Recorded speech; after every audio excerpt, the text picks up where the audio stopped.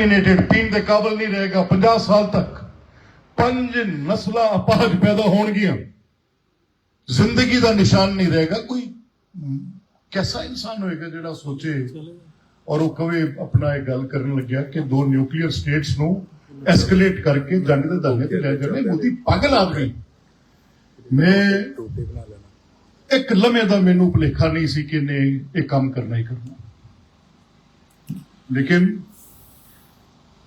मेरे को अल्फाज नहीं है कि मैं किस तरह वो 4 घंटे और उस तो बाद तो लैके अज तक मेरी जिंदगी का, मैं 52-53 साल की उम्र च पहुंच गया, मेरी जिंदगी का सब तो काबिले फखर लम्हा बतौर पाकिस्तानी जिसले मैनू पता लगा कि जंगी बरतरी पाकिस्तान ने हासिल कर ली।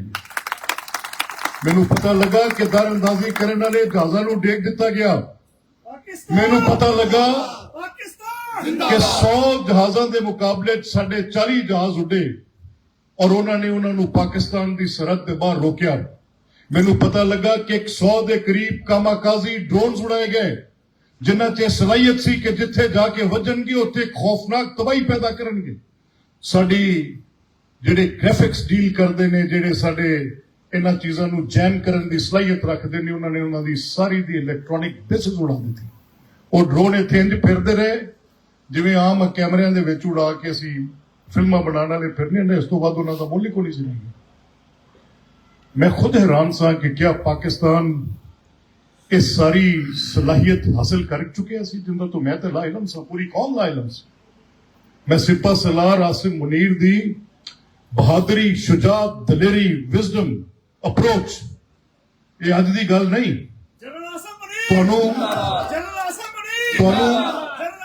मैनू उस समय समझ नहीं सी लगी कि एडे बैरूने मुल्क तो लोगों को बुला के ओवरसीज कन्वेंशन करने की जरूरत है और उत्थे एडी फायरी स्पीच करने की केड़ी लोड़ है, मैनू समझ नहीं लगी। लेकिन मैं उन्हां दे उस सोच नू, विजन नू मैं समझना कि उन्होंने इस गल को भांप लिया होया सी कि मोदी किस एजेंडे थे और उन्होंने तकरीर का एक लफज हकीकत साबित होया।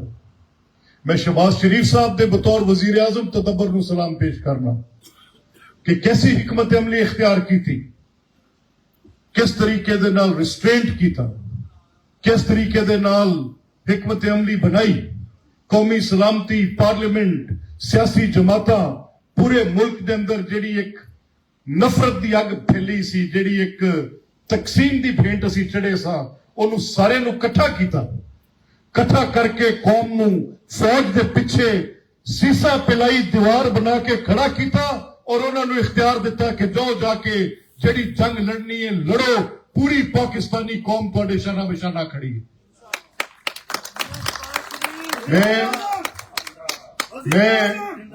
मैं तुहाडे अगे ये भी गल अज मैं क्योंकि यौमे तशक्कर का दिन है तो अपनी गल इस तो बाहर हो नहीं सकती जिहड़ी करने आ पे। मैं ये भी गल तुहाडे अगे कहन लग्या, मैनू कोई दिक्कत नहीं है कि असीं सारे बॉर्डर के नजदीक रहने वाले लोग हैं और बॉर्डर का सेंटीमेंट और सैटल एरियाज का सेंटीमेंट जरा फर्क होता। बॉर्डर ते असीं नकलो हरकत भी देखने आ, सानू इत्थे कुछ एहसास भी ज्यादा डिसप्लेसमेंट का एहसास भी होता है। वो 2002 वाली डिप्लॉयमेंट भी अखां दे सामने है।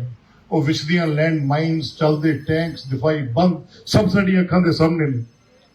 तो मैं ये कह सकना कि इस दफा जो फजाइया ने काम किया उस काम की मिसाल दुनिया की तारीख ते नहीं मिलती। मैं 2 जुमलियां च गल नूं खत्म भी करांगा।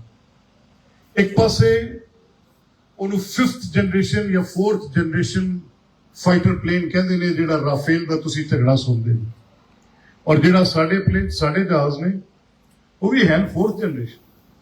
अगर कहने वो plane 267 million US dollar, 267 million US dollar, किन्ने अरब, सैकड़े अरब डॉलर का जहाज है वो, जिहड़ा साडे रुपइयां च गिनीए ते कई अरबां तो लंघ जानी गल।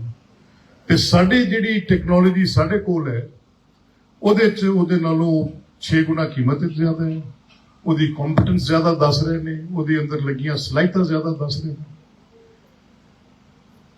और फिर ये पता लगा एविडेंसेस हुण आ रहे ने कि साढ़े जे 17-18 थंडर त्यारियां दे नाल उन्होंने दुनिया की सब तो सुपीरियर एयरक्राफ्ट मशीन्स नूं डेग दिता। भी किस तरह अंदर बैठे पायलट्स की ट्रेनिंग का फर्क सी, उन्हां दे जज्बे का फर्क सी, उन्हां दी हिकमत अमली का फर्क सी, उन्हां दी सुपीरियर फाइटिंग स्किल का फर्क सी। और अलहमदुलिल्लाह अज असीं ये फखर नाल कह सकते हैं कि साडा कोई नुकसान नहीं होया और उन्हां 6 जहाज इस मुहिम चाहते ज़ाया कीते। ये कोई मामूली गल नहीं। ते मैं अज तुहाडे अगे अपील भी करांगा कि इन हालात दे विच ये जिहड़े असीं पिछले चंद दिनां च जिन्हां दा मुशाहिदा साडे कोल गुजरिया, दिल निकल के हलक नूं आंदा सी। जिहड़ी एक एक लम्हा गुजरना सी बड़ा मुश्किल सी। और खासकर जदों साडियां मसाजिद ते साडे उन्हां मदरसियां ते उत्थे किहड़ी हुण टैररिस्ट एक्टिविटी तुसीं दसो। हुणे हाफिज सईद दे जुम्मे जिहड़ी टैररिस्ट एक्टिविटी पैंदी कोई है, उन्होंने समझाओ ना। इत्थे उहदे बंदे इलैक्शन लड़दे फिरदे ने बाहर निकल के, ये हुण दहशतगर्द ने। ओ भाई मसला मतलब तू कोई बंदा एक है जा आप सारे वेखे है, वो किथे उत्थे जाके मैनू दसो कि उत्थे जिथे मरीद के जाके वो मिसाइल मारिया ने उत्थे नमाज हुंदी, उत्थे किहड़ा तरबीती कैंप है। अगर मेरे जुम्मे कोई अपना गल पांदे ने कोई सबूत तो दिओ। वो पहलगाम वाकये च तुसीं कहंदे हो 5 लाशां डिगियां ने, असीं तकाजा कीता कोई एक सबूत दिओ, दसो किथे। भाई वाकये दे 10 मिनट दे अंदर 1 घंटे दे अंदर तुसीं एक FIR देंदे जे जिहड़ी उतो पुलिस स्टेशन किन्नी दूर है, किन्नी देर च पुलिस आई, कमक आई नहीं आई, परचा तुसीं पहले दे लिया उत्थे। और जिसले तुहाडे उत्थे पटाका भी पाड़दा तुसीं ना पाकिस्तान अस तो 1 लाख बंदा शहीद किया है। 1 लाख बंदा। दुनिया च दहशतगर्दी की भेंट सब तो ज्यादा पाकिस्तानी लोग चढ़े ने। 94,000 बंदे की शहादत हुई पाकिस्तान च। 94,000 ये मुंह नाल कहना है। 150 तो 200 बिलियन US$ का इंपैक्ट है साडी मुईशत के उत्ते। जेडे कारखाने लगने सन दहशत के राज तो डरदिया नहीं लगे। पैसा संग जाता है, जिथे बम पाड़ते उत्थे पैसा किथे आंदा। असीं भुगते वो साढ़े लाख मरे बंदे नहीं दसते। साड़ी $2-2.5 लाख अरब डॉलर की जिहड़ी मुईशत ते जिहड़ी स्ट्रेस है वो नहीं दसती। एडी आसानी नाल इहनूं कौन किते सट ले। मतलब असीं किस तरह दहशतगर्द हो सकने जिहड़े उहदे विक्टिम आ। दुनिया दीयां पुलिसियां खित्तियां दीयां लड़ाइयां साडे गले मोदी साहब नहीं पै सकदियां।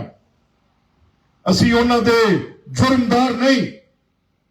ये धमाके ऐसा नहीं किते, ये कतल ऐसा नहीं किते।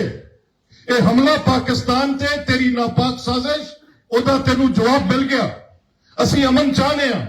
असीं चाहने हैं कि साडा सिंध-तास मुआहिदा न टुटे। ये पानी साडा हक है, ये पानी साडी जिंदगी है। और अगर कोई ये समझे कि इस पानी नू रोकणगे ते असीं ओनू जंग दा वार तसव्वुर नहीं करांगे, असीं समझांगे कि एक एक्ट ऑफ वॉर है और साडा पानी रोक के साडी जिंदगी साडे तो खोवन की कोशिश की गई। ये नहीं हो सकता। इसका भरपूर जवाब मिलेगा। असीं चाहते हैं कि अमन होवे, एक खिता तरक्की करे, बातचीत करो। आज पाकिस्तान की गवर्नमेंट ने, शहबाज शरीफ ने आज फिर बेहतरीन तदबीर, बेहतरीन हिकमत अमली, बहुत ज्यादा मतानत का मुजाहरा कर दिया। आज फिर डायलॉग की गल की और क्या कॉम्पोजिट डायलॉग, जामिया डायलॉग। सिंध-तास मुआहिदा इस डायलॉग का हिस्सा है। दोबारा हमला नहीं करेंगे, ये इस डायलॉग का हिस्सा है। अगर दहशतगर्दी का इल्जाम लगाओगे तो पहले सबूत देकर बताओगे कि कौन से सबूत हैं तुम्हारे पास जिसकी बुनियाद पर कहते हो कि पाकिस्तान ने दहशतगर्दी की। ऐसे नहीं हो सकता कि यहां पर यह कोई वेजिटेटिव स्टेट है कि हम बिल्कुल लेटे हुए आपकी ये पूरी हाकमियत कबूल कर लेंगे। ऐसा नहीं होगा। पाकिस्तान का बच्चा अपनी जान कुर्बान कर सकता है लेकिन हिंदुस्तान की हेगमनी को कबूल नहीं करेगा किसी सूरत में। तो मैं आज आपको इस मौके की मुनासबत से, आज हम पूरा मुल्क यौम तशक्कर मना रहे हैं, बसे में जज्बात में मैंने आपके साथ ये बात पूरी तसल्ली से शेयर करने की कोशिश की। मुझे उम्मीद है कि दोनों अतराफ में इस बात का इदराक है कि ये आग और खून का खेल खेलना इतने बड़े आबादी के मुल्कों में कोई अच्छा काम नहीं है। मैं ये समझता हूं कि इंशाअल्लाह बातचीत में रास्ता निकलेगा, इसी शर में से खैर निकलेगी और हमारे लोग अमन से बसेंगे। आखिर में एक बार फिर आप सबका शुक्रिया अदा करते हुए और देर से आने पर माजरत करते हुए दुआ गो हूं कि अल्लाह ताला पाकिस्तान को ता क़यामत सलामत रखे। अल्लाह ताला आपका हामी नासिर।